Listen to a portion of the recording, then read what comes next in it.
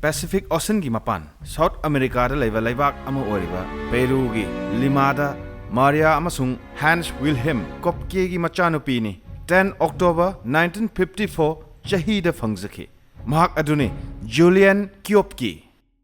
Juliane gi mama mapa animak scientist ne mapana biologist ne aduga mamana ornithologist ne haibadi uchek ki maramda nainaba misak ne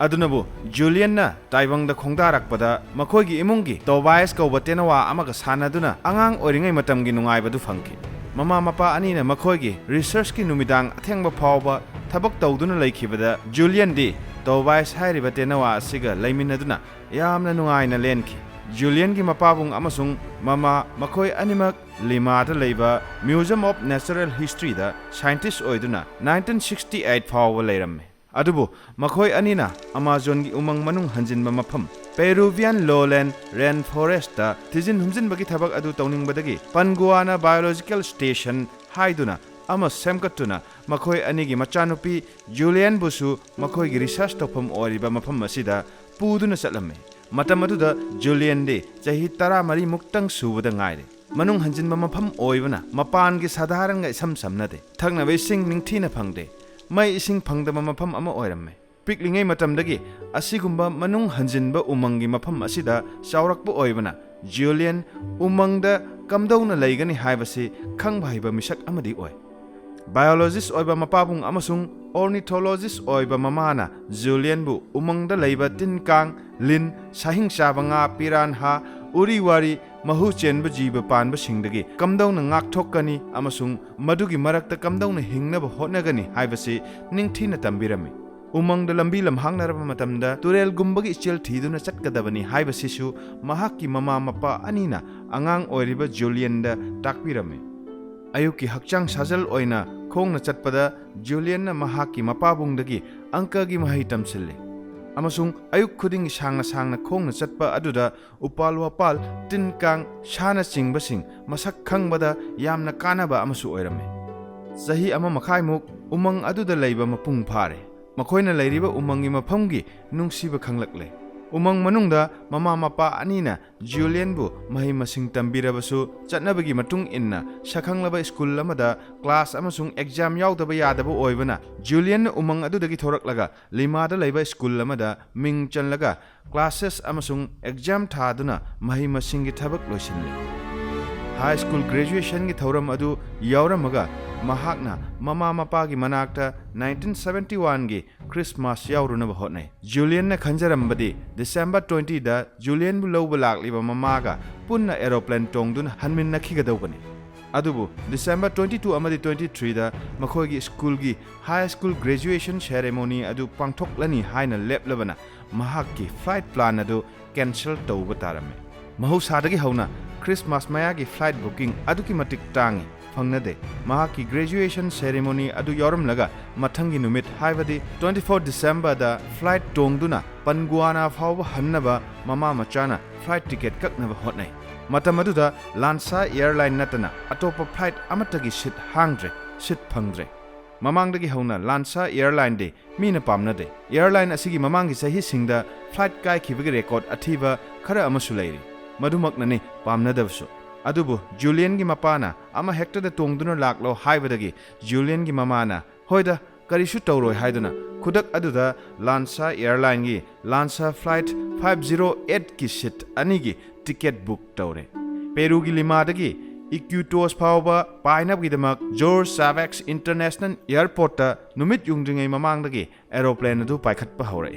ngahak leiraba matung aeroplane aduna pairiba adu nong yamna leiba nong khakpa tawbana maram oiraga thongnaw mamsinlakpa nikpa hauраklame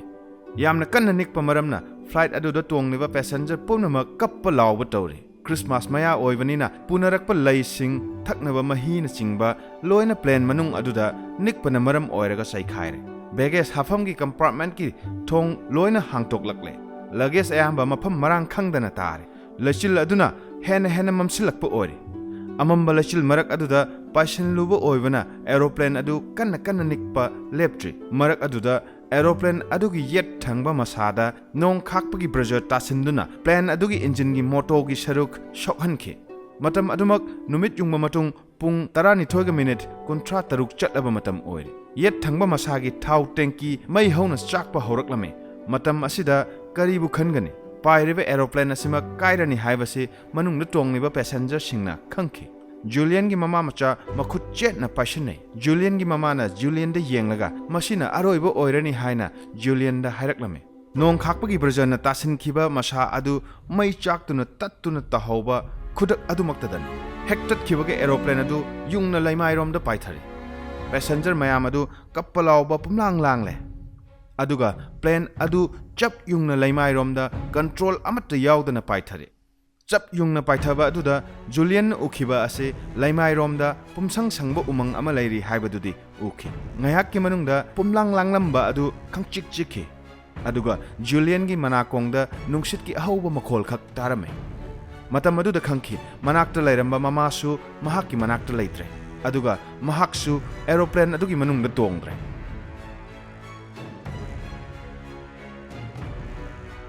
mahakna khangbada mahakki hek nakanda phamliba mama amasung atoppa nupa amaga gi shit adusu paithoktu tahaure haibasesu mahakna khangki aduga mahaksu mahakki shit adumaktada punna laimai romda kanna yangna tarakli haibase mahakna khangki